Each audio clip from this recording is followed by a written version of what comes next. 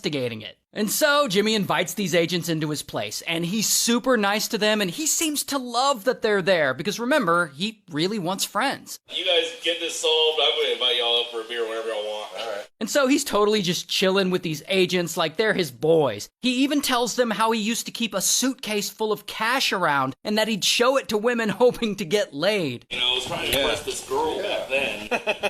Did it work? Nope. That never does.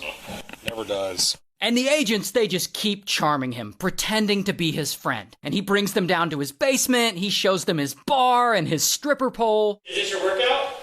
Nope. That's for the girls. Okay. Nice. And now these agents, they have to have a sense that Jimmy is a lonely guy, because they keep talking to him and they keep charming him. And finally, they get him on the topic of Bitcoin. And they're like asking him to explain it, and they're asking him how long he's been involved in it. And he ends up opening up his laptop and showing them one of his crypto wallets filled with a ton of Bitcoin, like 60 or 70 million dollars worth. And visually seeing this wallet with their own eyes ends up being all the evidence these agents need. And so they leave. And later, they come back with a search warrant, and boom, they bust in and raid his house. And eventually, bam, they arrest him. Here's his mugshot. It was one of the biggest mysteries in crypto. Who stole 50,000 Bitcoins, which would ultimately be worth more than $3 billion?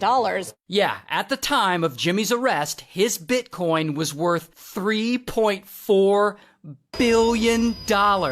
Oh my God. But at the end of it all, he cooperates with police, he forfeits all of his Bitcoin, and he takes a plea deal, and ultimately he's sentenced to about 1 year in prison. Now, this is just a guess, but I'm willing to bet that none of those friends he was partying with, the ones he gave $10,000 to go shopping, I'm willing to